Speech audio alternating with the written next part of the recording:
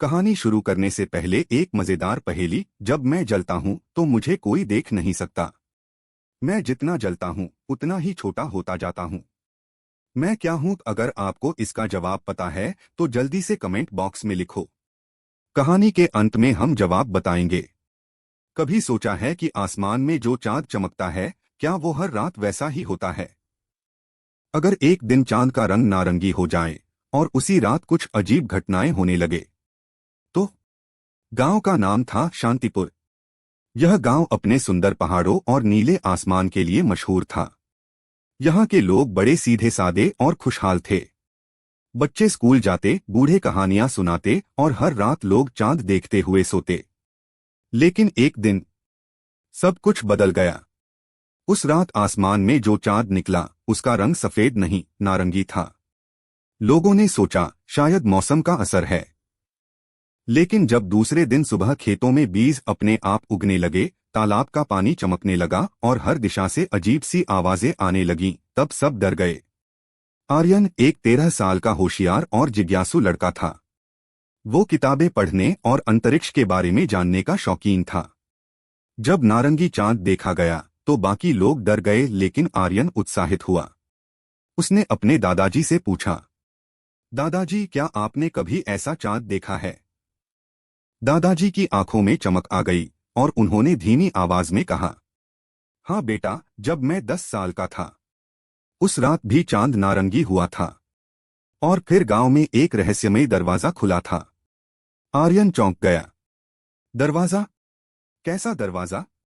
दादाजी बोले, पहाड़ के उस पार एक गुफा है जो केवल नारंगी चांद की रात में खुलती है। कहते हैं वहां कुछ छिपा है जो बहुत ताकतवर भी है और खतरनाक भी। गुफा की ओर यात्रा। आर्यन की आंखों में रोमांच भर गया। वो अकेले पहाड़ की ओर निकल पड़ा, एक छोटा कैमरा, दादी की दी हुई टॉर्च और मम्मी के हाथ का बना परांठा लेकर। जैसे ही वह गुफा के पास पहुंचा, हवा रुक गई और समय जैसे ठहर गया। गुफा का दरवाजा सच में खुला हुआ था और उस पर चमकते अक्षर थे। जो सच्चे दिल से आए वही रहस्य को समझ पाए। आर्यन अंदर गया। गुफा के अंदर एक पूरी नई दुनिया थी, उड़ती हुई किताबें, बोलते पत्थर और पेड़ जो गाते थे। अचानक एक नीली रोशनी में एक प्राणी प्रकट हुआ, आधा इंसान आधा चांद जैसा। उसका नाम था कायुस। कायुस बोला, आर्यन, नारंगी चांद हर 50 साल में आता है और वो बच्चा जो डर को पार कर गुफा में आता है वही अगला रक्षक बनता है। आर्यन को यकीन नहीं हुआ। रक्षक? किसका? कायुस ने कहा, धरती के संतुलन का। अगर कोई लालसा या डर से इस जगह को छूता है तो पूरी धरती पर अराजकता फैल सकती है। लेकिन अगर कोई इसे समझदारी और सच्चाई से संभाले तो दुनिया में चमत्कार हो सकते हैं। कायुस ने आर्यन को 3 चुनौतियां दी। भय का दरवाजा, जहां उसके सामने उसका मैं सुधारना चाहता हूं। कायुस मुस्कराया, अब तुम तैयार हो? कायुस ने आर्यन को एक छोटा सा चांद पेंडेंट दिया। जब भी धरती को जरूरत होगी ये तुम्हें बुलाएगा। गुफा गायब हो गई।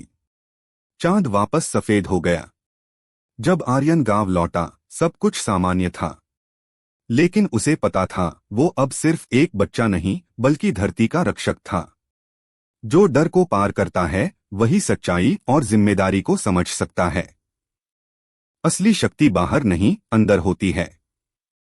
तो चलिए अब उस पहेली का जवाब जानते हैं। वो चीज है मोमबत्ती, कैंडल।